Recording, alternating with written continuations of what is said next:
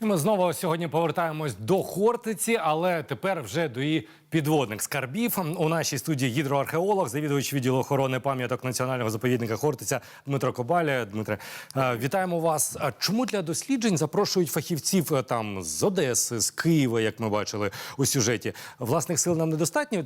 Чи це вже стала практика? Ну, дело в том, что подводная археология предполагает разные определенные направления деятельности, и в каждой такой деятельности, как в медицине, есть, условно говоря, врачи узких специальностей. Если мы говорим вот о работах зимних по изготовлению трехмерных моделей, мы действительно работаем в основном вот сейчас в зимнее время, потому что в зимнее время вода в Днепре достигает прозрачности до 5-6 метров. Особенно если есть солнце, это вообще прекрасно. В таких условиях можно проводить фотосъемку. У меня есть несколько хороших специалистов, знакомых. В частности, это специалисты из подводного клуба «Новорекс» Одесса. Есть также ребята и в Киеве, которые имеют хорошую технику, которые могут качественно, и которые умеют это делать, которые могут сделать качественную работу. Поэтому я привлекаю их. Ще таке цікаве питання, ось у сюжеті ми почули. Як визначили, що шлюпка саме 1738 року? Так точно.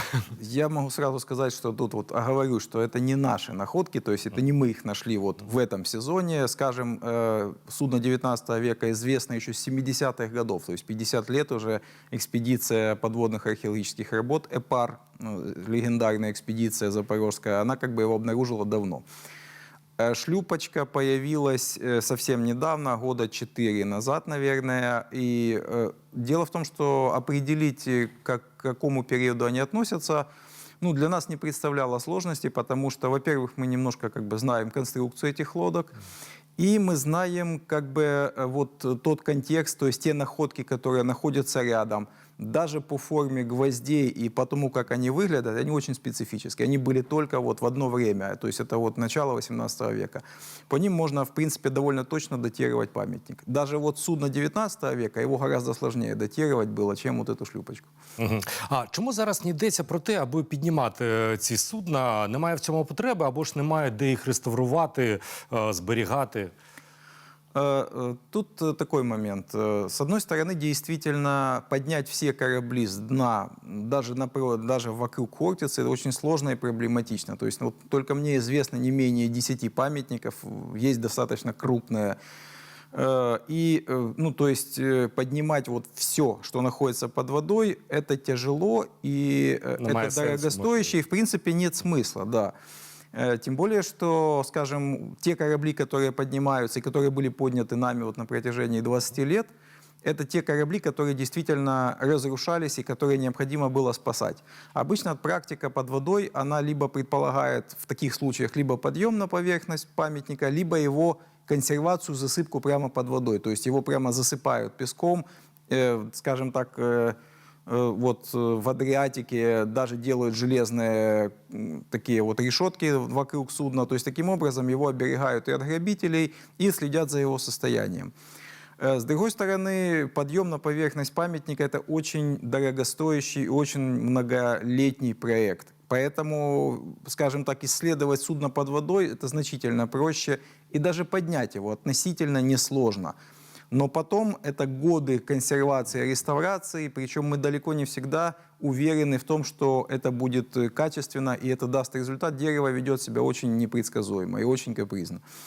Є питання моєго колеги. Андрію, тобі слово. Ну, от у сюжеті ми почули про 3D-моделі цих знахідок, і коли, і та де їх можна буде побачити. Эти модели мы выкладываем в интернет. Вот. Они, в общем-то, и в открытом доступе. Ссылку я могу дать. Есть такой портал Sketchfab, куда, в общем-то, все любители со всего мира, ну это вот как YouTube, куда выкладывается видео, сюда моделисты, достаточно опытные, профессиональные моделисты выкладывают свои модели. Они делятся по тематике. Вот, скажем, достаточно большой такой блок – это именно затонувшие корабли. Вообще это сейчас тренд. И подводная археология сейчас развивается в, скажем так, направлении, когда судно исследуется максимально без контакта. и, в принципе, без подъема на поверхности, потому что если оно пролежало под водой тысячи или сотни лет, это говорит о том, что оно как минимум находилось плюс-минус в статичном состоянии, особенно если мы говорим о морских условиях, на больших глубинах. В этом случае стараются исследовать и получить, вытащить из этого судна максимум информации с помощью моделирования, с помощью анализа, с помощью методов, которые не предполагают даже касания к этому судну. Это как бы считается максимально профессиональным и максимально, скажем так, верхом мастерства. Потому что все-таки археология, и тем более подъем корабля на поверхность, это можно сравнить с операцией хирургической. Далеко не всегда, скажем так, это безопасно для пациента. Поэтому мы стараемся работать без контакта, если есть такая возможность. Дивіться, у п'ятницю відбулося перше обговорення на платформі «Хортиця. Видатна історія. Велике майбутнє». І от, на вашу думку, чи можна передбачити створення повноцінного музею судноплавства у межах програми там «Велика реставрація»? І, до речі, інтерактивного музею, тому що, як ви кажете, щоб підняти ці там кораблі, воно неможливо практично. Их можно поднимать. Действительно, вопрос создания музея и физического музея, он стоит очень давно, на протяжении уже порядка 50 лет. Тем более у нас есть коллекция, которую можно показывать. То есть люди приезжают даже из Америки, чтобы посмотреть наши корабли сюда, в Запорожье. То есть это говорит о том, что они действительно интересны, и их состояние, и, собственно, то, как они сохранились, они достаточно уникальны.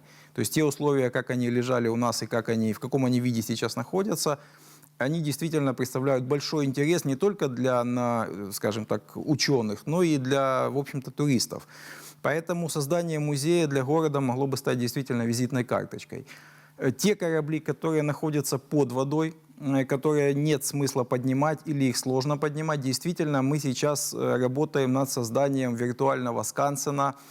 Как раз то, о чем я говорю, скажем, пока модели лежат на скетчфабе, их можно там посмотреть, но, в принципе, планируется совместно с Департаментом культуры и туризма Запорожской области создать портал или сайт, где каждая модель будет в хорошем качестве, ее можно будет зайти и посмотреть не только то, что уже поднято, не только то, что находится в музеях на Хортице, но и то, что находится непосредственно под водой.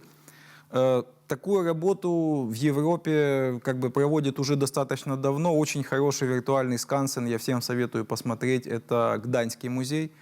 Это подводная столица Польши. И у них, скажем, порядка, наверное, 20 моделей уже есть, которые можно посмотреть в Гданьском заливе. Там идет история о корабле, как он затонул, какого он периода, история исследований, то есть то, что с ним связано, и в том числе и модель, которую можно посмотреть. Это, я считаю, важно, потому что, когда мы говорим о затонувших кораблях, к сожалению, большинство людей не могут их увидеть, потому что их могут увидеть, скажем так, отдельные специалисты или те, кто умеют нырять с аквалангом, а все остальные вынуждены доверять им на слово. Сейчас появилась возможность, чтобы каждый желающий мог увидеть этот затонувший корабль непосредственно сам на своем собственном мониторе. Чи є надія у вас, що з'явиться такий музей у Запоріжжі, на Хортиці, у межах оновлення Хортиці? С появлением этого мегапроекта «Магниты Украины», и в этом проекте есть и Хортица, причем занимает одно из первых мест. Действительно, такая надежда есть, что будет и воссоздан заново, в общем-то, отреставрирован и музей казачества, который сейчас закрыт, и будет построен музей судостроения или судноплавства, о котором так долго мы, в общем-то, говорим все эти годы. И, в общем-то, для Хортицы действительно это может быть таким большим толчком для развития, потому что у нашего города Хортица есть, ее осталось только немножко привести в порядок, облагородить, сделать инфраструктуру, и от этого город и область только выиграют. В принципе, у нас сейчас и у администрации заповедника, и у области, и у города, в общем-то, достаточно хороший контакт, достаточно... Про це вже сьогодні говорили, Да, був пан Максим сьогодні у нас в гостях. Поэтому я надеюсь, что действительно шансы есть. А далі ще про одну сенсаційну знахідку. На півдні від Хортиці знайшли велике судно 18 століття. Я прошу дати відео. Пане Дмитре, прокоментуйте, хто знайшов та що це може бути? Судно было найдено 3 года назад Евгением Самсоновым. Это глава, в общем-то, по-моему, Союза подводных охотников Запорожья. Потом это судно также видели, ну, собственно, их было трое, Алексей Заславец и Роман Альшевский. Они, в общем-то, рыбаки. Но для археологии часто такое бывает, что памятник находит не археолог, а либо бабушка на огороде, либо рыбаки, которые ныряют не меньше нас, может быть, даже и чаще нас. Правда, они ныряют без аквалангов. И они нашли это судно. Мы его искали очень долго. Я потратил достаточно большое, скажем так, количество часов и под водой, и над водой. И мы обследовали этот район. О нем было известно очень давно. Оно вообще было найдено в 905 году. Корчеподъемная машина наткнулась на остов корабля, с него подняли несколько пушек. Новицкий пытался эти пушки заполучить и передать в музей поля Днепропетровский. Так это и не получилось, к сожалению. И потом информация о судне пропала. Мы его долго искали. Этот участок обходили сонаром, наверное, 5 квадратных километров мы только обследовали. Но, к сожалению, на тот момент мы так ничего и не нашли. И, к счастью, несколько лет назад это судно таки было обнаружено вот рыбаками, они нам его показали. Випадково зовсім. Да, ну, как обычно это часто бывает, да, случайно. Тем не менее, ребята оказались очень адекватными, нормальными, они нам его показали. Большое судно, больше 20 метров, наверное, метров 6 шириной и, может быть, даже еще больше. То есть оно в длину, оно сейчас почти полностью засыпано, что хорошо. Состояние у него очень хорошее. Я подозреваю, что по своему состоянию оно может быть даже лучше тех кораблей, которые были нами подняты вот до настоящего времени. Мы планируем провести, конечно же, экспедицию по обследованию этого памятника, такую тоже общеукраинскую. Коли це буде? Ну, мы начнем эти работы вот уже весной, и, в принципе, экспедиция, я так думаю, будет проходить не менее 2 лет, потому что объемы очень большие. Хочется отработать очень хорошо и качественно, без спешки. И, в принципе, понимание у заповедника Хортица, в котором я работаю, тоже есть. Как бы, я надеюсь, что у нас все получится. Неподалік від цього місця знайшли та підняли минулого року лафет. Чи не можуть бути пов'язані ці знахідки? Они напрямую связаны, эти находки, действительно, потому что я могу даже сказать точно, когда они оказались в воде. Они оказались в воде в ноябре 1738 года. После того, как Днепровская флотилия оставила Очаков, взорвала крепость, сожгла половину кораблей и поднялась к Хортице.